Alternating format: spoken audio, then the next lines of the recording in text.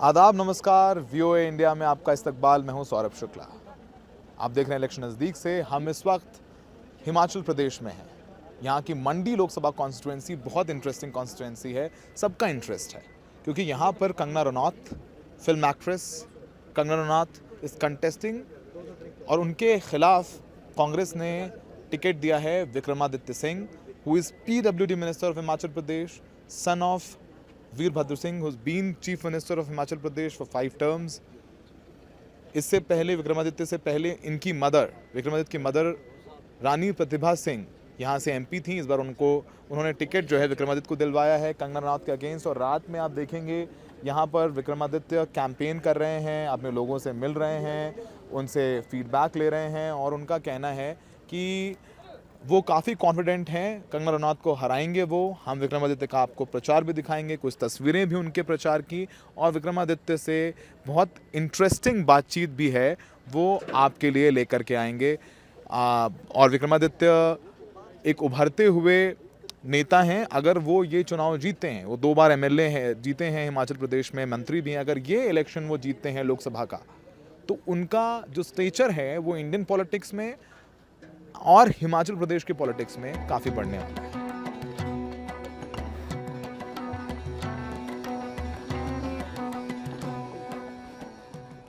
विक्रमादित्य, अब तो बस 1 तारीख नजदीक आने वाली है। किस तरीके की प्रिपरेशन है, क्या एक्सपेक्टेशंस हैं आपकी? ये प्रिपरेशंस पूरी है और मैं तो ये बोलता हूँ कि जिन्होंने पूरी साल पढ़ाई करी हो उनको क्रैश कोर्स करने की आवश्यकता नहीं होती।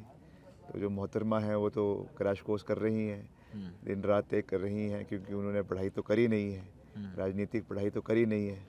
बट हम तो दिन रात लोगों के साथ रहे हैं, दिन रात लोगों के सुख में, दुख में, विकास कार्यों में उनके साथ रहे हैं। तो हमें पूरा विश्वास है कि हम जीतेंगे और पूरी मजबूती से जीतेंगे, और जो यहाँ के मसले हैं आने वाले समय में उन्हें लोकसभा के अंदर और केंद्र में उठाएंगे। आप PWD मिनिस्टर हैं ही हैं यहाँ पर। वो उनका भी हम प्रचार कवर कर रहे थे। वो राहुल गांधी को पप्पू बोलती हैं, आपको भी छोटा पप्पू बोलती हैं। वो बोलती हैं कि इन लोगों ने हिमाचल का पैसा लूट लिया, इन लोगों ने हिमाचल को कर्ज में डुबो दिया, जो पैसा मोदी जी भेजते हैं वो पैसा आप लोग भ्रष्टाचार में लगा देते हैं। सारी बातें रैलियों में करती हुई घूम रही हैं। देखिए, जहाँ तक तो उनके शब्दावली की बात है, मैं ये कह सकता हूँ कि I am a postgraduate from Delhi University, Saint Stephen's College. तो उसको अगर वो उस कैटेगरी में डाल रही हैं और ख़ुद की क्या एजुकेशन क्वालिफिकेशंस है वो मैं नहीं कहना चाहता हूँ, पूरा प्रदेश उस चीज़ को जानता है। तो मैं पर्सनल अटैक्स में, पर्सनल विलिफिकेशन में, पर्सनल इसमें विश्वास नहीं रखता हूँ। हम डेवलपमेंट की बात करते हैं, इश्यूज़ की बात करते हैं, और ये जो बार बार ये चीज़ें कह रही हैं वो इसलिए कह रही हैं क्योंकि इनके पास मुद्दे नहीं हैं, इनको पता नहीं है कि क्या बातें करनी है। ये तो यहाँ पे केवल एक फ़िल्म की जो है एक शूटिंग के लिए आई हैं, और जो हमारे पूर्व मुख्यमंत्री जी हैं वो उनके डायरेक्टर बने हुए हैं, जयराम ठाकुर जी, जयराम जी। तो जो वो उनको कहते हैं, जो उनको वो स्क्रिप्ट सुबह सुबह पकड़ा देते हैं, बस वो उसी तरीके से उसको पढ़ लेती हैं, बोल देती हैं। बट उनको हिमाचल के बारे में, हिमाचल के अंदर भी बहुत सी विभिन्नताएँ हैं। अगर कुल्लू ज़िला की बात करें, यहाँ की लैंग्वेज, यहाँ का खान पीन, यहाँ के इश्यूज़ बहुत अलग है। मंडी जाएं तो बहुत अलग है, ट्राइबल एरियाज़ में जाएं तो बहुत अलग है, मगर उनको इसके बारे में जानकारी नहीं है, तो इसलिए इस तरीके की बहकी बातें करती हैं। जहाँ तक मोदी जी की बात है, Modi ji as a prime minister हम उनका बहुत मान सम्मान करते हैं, मगर अभी आए वो पड्डल मंडी में आए थे कुछ दिन पहले, मगर लोग आज ये पूछ रहे हैं कि जब सदी की सबसे बड़ी आपदा हिमाचल में आई और इतना नुकसान हमारे कुल्लू में, मनाली में, मंडी के अंदर हुआ, उस समय प्रधानमंत्री जी ने एक ट्वीट भी हिमाचल के लिए करना मुनासिब नहीं समझा और कोई भी सहयोग हिमाचल को नहीं दिया गया। तो आज जब वो कहते हैं कि मैं हिमाचल का बेटा हूँ, तो वो शब्द जो है वो बहुत खोखले नज़र आते हैं और उनका कोई औचित्य, उनका कोई मीनिंग जो है वो धरातल पे नज़र नहीं आता है।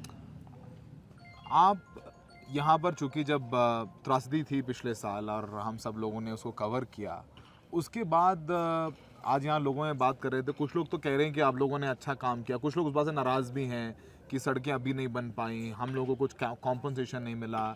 जाहिर सी बात है क्योंकि मंडी सिटिंग सांसद आपकी माता जी हैं, प्रतिभा सिंह जी हैं, प्रदेश अध्यक्ष भी हैं। आप यहाँ से चुनाव लड़ रहे हैं और सरकार में भी आप हैं, पीडब्ल्यूडी मिनिस्टर हैं, थोड़ा सा एक एंटी इनकम्बेंसी का फैक्टर मुझे लगा यहाँ पर देख करके कि लोगों में वो थोड़ी सी नाराज़गी है। नहीं, देखिए ऐसा है कि एफ़र्ट्स बहुत ज़्यादा हुए हैं। सरकार ने बहुत एफ़र्ट्स किए हैं। मुख्यमंत्री जी खुद यहाँ पे पूरे समय उपस्थित थे। सारी सड़कों को बहाल किया गया। डे एंड नाइट उसके ऊपर काम किया गया। अभी भी थोड़ा बहुत मैं मानता हूँ कि कमी पेशी रही है, मगर उसमें जितना फंड्स हमारे पास थे, प्रदेश गवर्नमेंट के कंट्रोल में थे, उसमें हमने पूरे तरीके से काम करने का प्रयास किया है। मगर उसमें अगर कोई आने वाले समय में और उसको बेहतरीन करना है तो उसमें हम करेंगे। उसके लिए हमने वैली ब्रिजेस खरीदे हैं, उसमें हमने मशीन्स खरीदी है। अभी नए हमने करीबन 200 नई जेसीबी मशीन्स, पोकलेन मशीन्स खरीदी है जगह पूरे डिपार्टमेंट के लिए, पूरे हिमाचल के लिए। तो हम प्रयास कर रहे हैं। It is a work in progress. But जो मेन चीज़ ये है कि जब आपदा बिल्कुल पीक पर थी, उस समय हमने सड़कों को 4500 सड़कें एक समय में प्रदेश के अंदर बंद पड़ी थी, उनको हमने रिकॉर्ड समय में खोला और एक भी बागवान का सेब जो है वो समय पर सेब मंडी ना पहुंचा हो, ऐसा नहीं हुआ है। सबका माल पहुंचा और सबको उसका फ़ायदा मिला है। थोड़ा बहुत कहीं शॉर्टकमिंग्स रहती भी है, उसको हम आने वाले समय में पूरा करेंगे। तो यहाँ पर आपकी जो लड़ाई है ना विक्रमादित्य, वो मोदी जी खुद आपको कह रहे हैं कि वो उनको परमात्मा ने भेजा है। कंगना जी कह रही हैं कि मोदी जी भगवान का अवतार हैं। तो आपकी लड़ाई जो है कंगना जी से तो है ही है, तो भगवान के अवतार से भी है क्योंकि मोदी की गारंटी है। तो वो कह रहे हैं डिवाइन पावर उनके साथ में है। अभी तो उसको आप कैसे देखते हैं? आपका इंटरप्रिटेशन क्या है? इसका तो मैं क्या ही जवाब दूँ। अब मुझे लग रहा है कि अब अगले ये चुनाव ख़त्म होंगे तो उसके बाद कहीं विष्णु जी के तीसरे अवतार जो है वो मोदी जी अपने को घोषित ना कर दें और बोलें कि अब पहले प्रभु राम थे, श्री कृष्णा थे, अब जो हैं मोदी जी अवतार, विष्णु जी के अवतार भारतवर्ष की सेवा कर रहे हैं। तो ये बातें मैं समझता हूँ कि कुछ सेक्शंस ऑफ सोसाइटी है जो उसको मान लेती है, मगर प्रदेश की जनता, हिमाचल की जनता पढ़ी लिखी है और हम सब देव समाज को मानने वाले हैं। हिमाचल प्रदेश और ख़ास करके अभी जहाँ हम खड़े हैं कुल्लू में, ये देव संस्कृति का गढ़ है।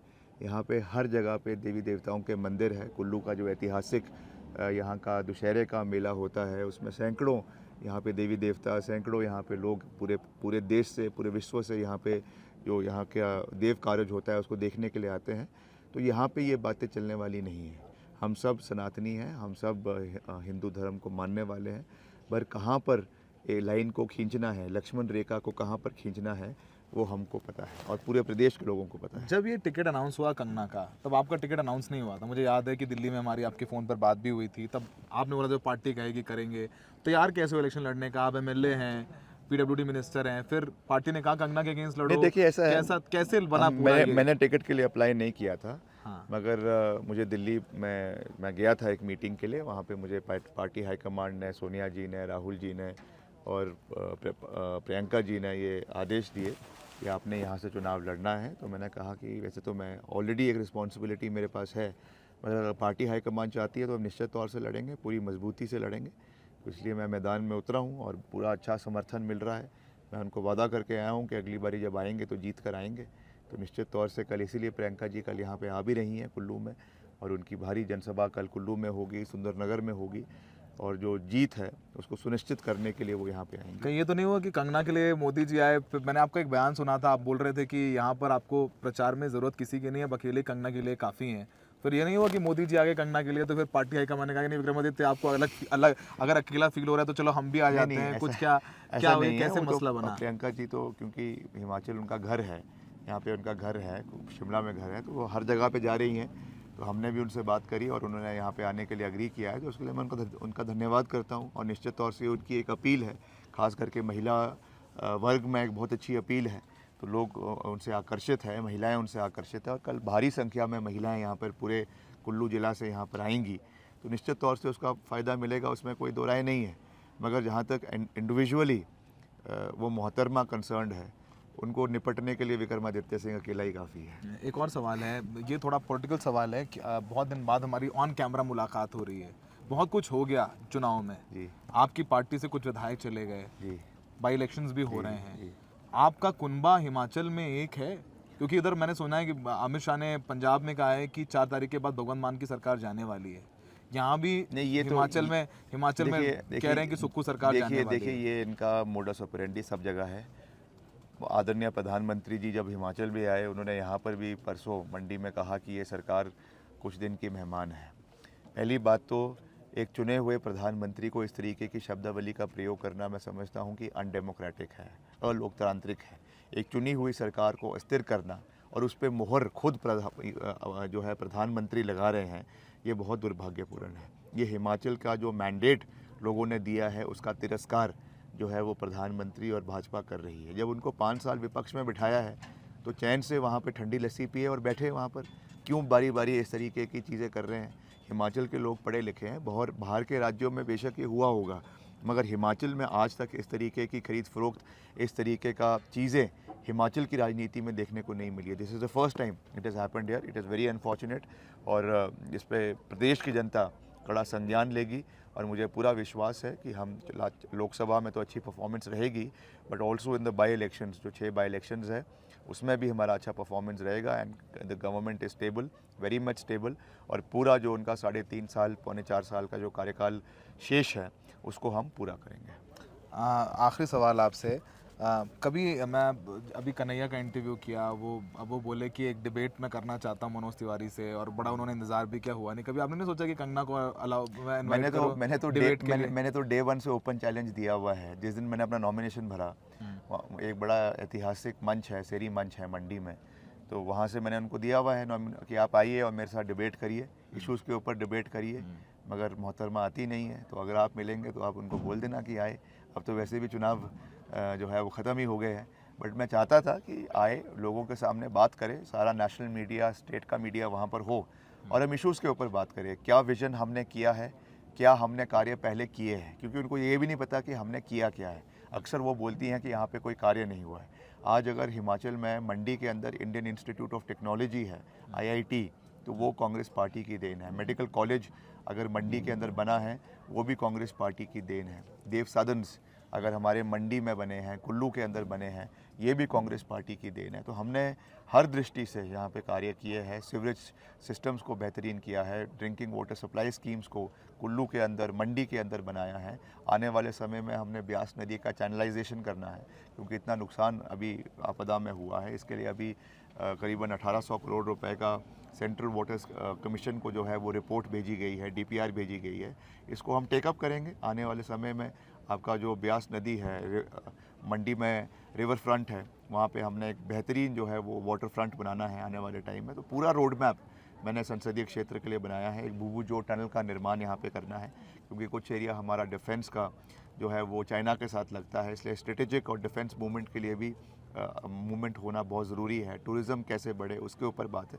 तो मैंने उनको ओपन चैलेंज दिया, मगर वो हमारे चैलेंज को शायद एक्सेप्ट करने से थोड़ा हिचकिचा रही है। कॉन्फिडेंट है आप जीत के लिए, मुतमईन है? 100%। आखिरी फेज में वोटिंग है, मतलब मंडी की सीट पर ये है कि मतलब सोचिए कि मुझे लिटरली पुश कर दिया लोगों ने कि आप मंडी जाओ बात करके आओ। मैं पता क्यों कॉन्फिडेंट हूँ? मैं इसलिए कॉन्फिडेंट हूँ क्योंकि जो भी मोहतरमा को वोट करेगा वो अपना कीमती वोट वेस्ट करेगा, और हिमाचल की जनता पढ़ी लिखी है।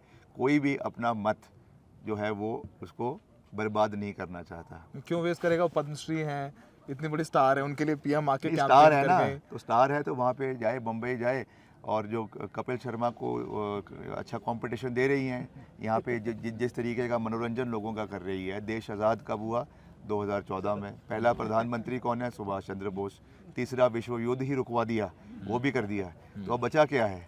तो ये आप जाके वहाँ पे कंपटीशन दें मनोरंजन कपिल शर्मा को, यहाँ का काम हम पे छोड़ दें। बॉलीवुड में अच्छा नाम उन्होंने कमाया है, वहाँ पे अपनी फिल्मों को पूरा करें। मैं ये विक्रमादित्य का तीसरा इलेक्शन है, मैं कवर कर रहा हूँ, और विक्रमादित्य का जो कद है वो हिमाचल की राजनीति में बढ़ रहा है, और यही वजह है कि पार्टी आला कमान ने दिल्ली बुला करके इनको टिकट दिया, और इनकी भी एक कठिन परीक्षा है लोकसभा में। विधानसभा एक अलग चुनाव थे, लोकसभा में इनकी लड़ाई कंगना से तो है ही है, साथ में प्राइम मिनिस्टर नरेंद्र मोदी से, क्योंकि नरेंद्र मोदी ये कहते हैं कि आपको कैंडिडेट को दिया गया हर वोट आप PM मोदी को दे रहे हैं। तो it's Vikramaditya versus Kangana Ranaut as well as Vikramaditya versus Modi की गारंटी है नरेंद्र मोदी एज वेल। तो अगर ये परीक्षा पास हुए विक्रमादित्य, तो विक्रमादित्य का कद हिमाचल की पॉलिटिक्स में, साथ ही साथ देश की पॉलिटिक्स में भी काफ़ी बढ़ने वाला है।